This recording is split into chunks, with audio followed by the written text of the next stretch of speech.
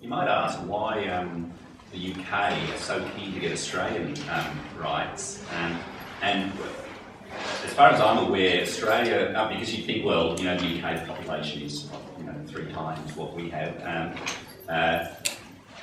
Probably the main reason for that is, you know, we buy per head of population, we buy a lot more books than you know, a lot of other countries in the world. So this is a really big market for them.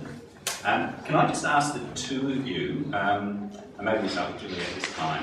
This is, I'm always keen to get a feel for the mix of sales that you have. Like, what percentage of your sales are in Australia versus the UK versus the US, and what other sort of languages are you using? That's a really interesting question. It's fluctuated so much for me that it's hard to give you an overall figure.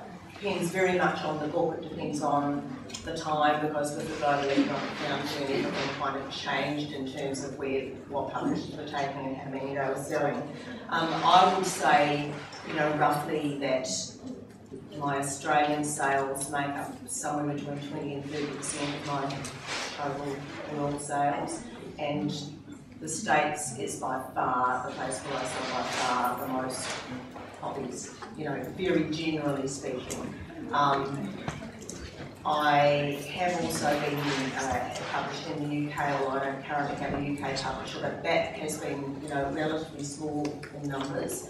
And my books have been translated into lots and lots of languages, including Asian languages and both Portuguese and Brazilian Portuguese and various European languages. So they're fairly widely translated, but I have pockets of hugely enthusiastic readers in unexpected places, and Portugal is practically the #1. The only place in the world where I can go on a book tour and have to have security guards.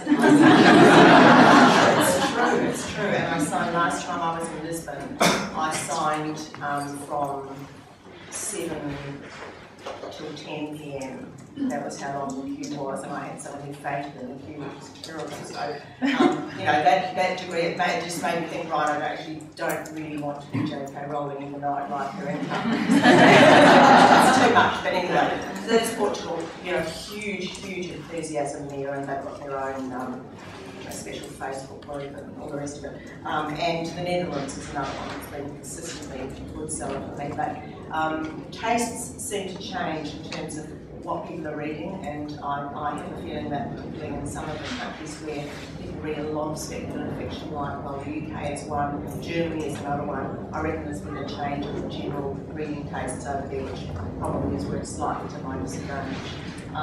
Whereas the Americans like what I write, which I guess is, I hate to use this, it's a term that John Gale once used, which sounded very derogatory, consolatory fantasy. It sounds awful, but books that are about people, books that have got heart, books that are about people meeting challenges and growing stronger and bonds of family and that sort of thing. I guess it's sort of a non-fiction kind of fantasy book in a way, and when tastes get more towards the dark and macabre and edgy and violent and experimental, then people tend to, you know, that tends to be more where people move. Anyway, I'm wildly off the topic. All right, Ian, can you tell us sort of what the mix is in terms of US, UK and Australian sales and translations and things as well? Sure, yeah. Actually, my biggest sales are in the UK, followed by Australia. And my American sales are relatively small, probably because I made a bad decision of going with that publisher I mentioned earlier instead of going with the Tor. So I haven't had a lot of books published in the UK. In fact, this series, Tainted Realm, is the first series I've had published in the US, sorry, for about a decade. Yeah, so I'd say my sales are probably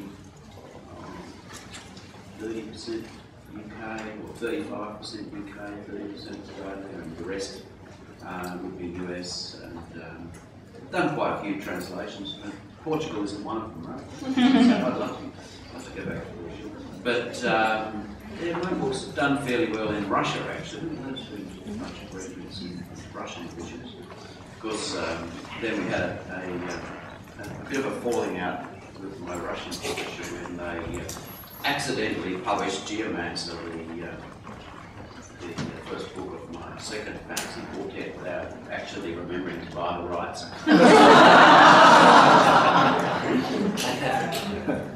But so there's there's lots of shenanigans go on, particularly in perhaps less democratic countries because democratic institutions aren't quite as strong. Yeah. So anyway, they paid up, but they weren't so pleased with that. But yeah, so I guess probably 20% of my sales are probably translations. Do you have a copy of each book in each translation? Nearly all of them. And the other thing that some of these little publishers do is that they never actually get around to sending you the copies of the books. So.